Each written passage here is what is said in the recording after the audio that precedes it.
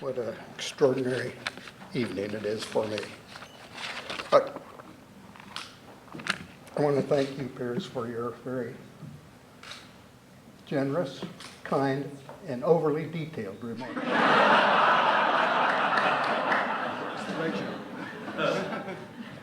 Here in this city, and particular in this building, it's impossible not to think of the history of the bond between the United Kingdom and the United States. I'd like to remember two inventors who were important to our respective histories. One invented a carriage odometer, a musical instrument, a high-efficiency stove, a device for protecting buildings from lightning, and bifocal spectacles.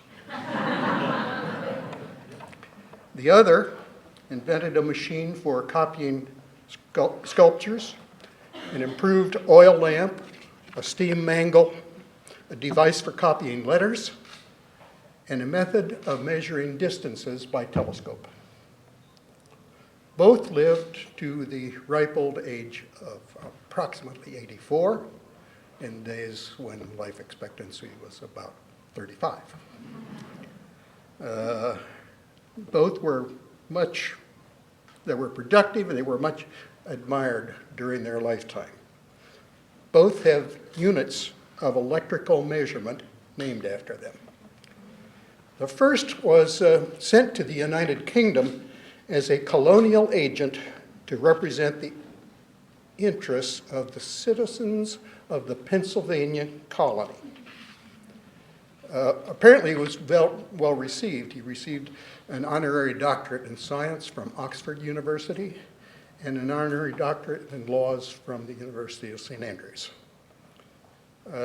He was awarded the Copley Medal and a fellowship in the Royal Society. He recalled the conversations during his visits to Edinburgh as, quote, the densest happiness in my life. The second gentleman was a Scotsman, who in that same time period devised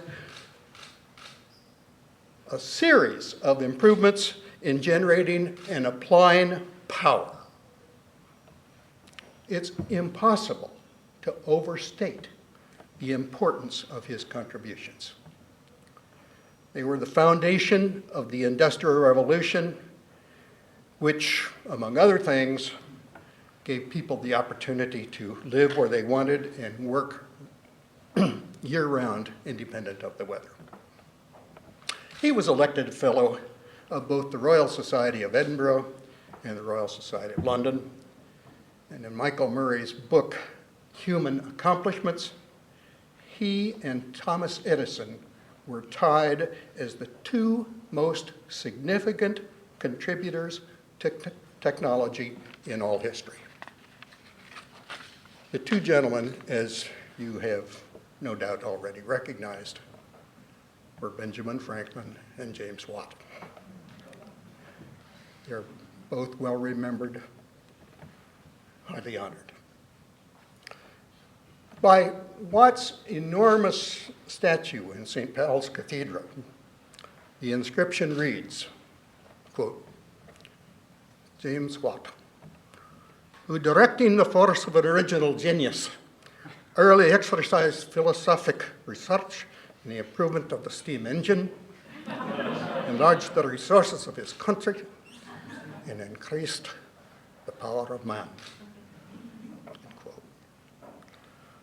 A 6-meter statue stands in the Benjamin Franklin National Memorial in Philadelphia, where he founded the American Philosophical Society for the promotion of useful knowledge.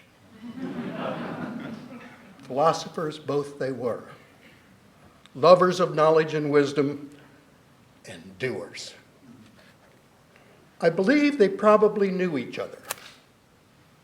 In 1771, Franklin visited the Piran Iron Works near Falkirk, where Watt was developing the steam engine.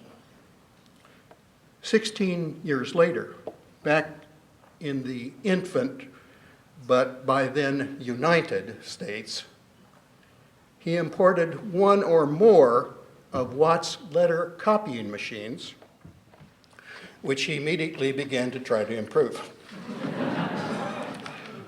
More importantly, at least to me, Watt and Franklin were both members of the Lunar Society,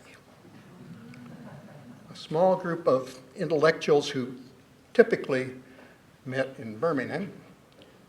Among others, its membership included Charles Darwin's grandfather, Erasmus, the brilliant chemist Joseph Priestley, the industrialist Matthew Boulton, and astronomer William Herschel.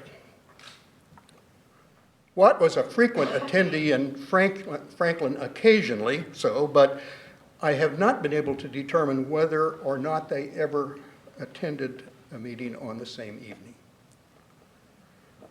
I was excited to learn about this organization. A Lunar Society. Has a nice ring to it. Could have some interests similar to my own. Alas, it was not to be.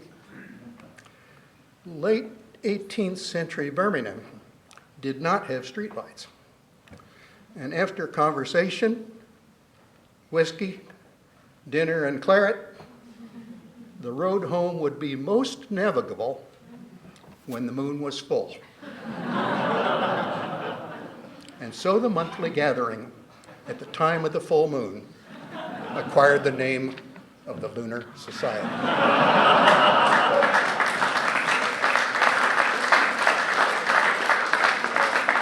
So tonight, with this assemblage of English, Scots, and a few obligatory Americans, I can imagine, or we all can imagine, this evening as a sort of a meeting of the Lunar Society. It'll be about 4 or 5 nights, I think, before the moon is full, but we do have a gibbous moon and clear skies tonight, and I hope that will provide everyone a safe trip home. I thank our hosts, the ambassador, and all from the embassy for the hospitality of this house. And I thank Dr. Sellers for his overly generous but superbly crafted remarks. I thank most sincerely, the University of Edinburgh for this grand honor they have bestowed on me tonight. And I thank all of you for sharing the evening with me.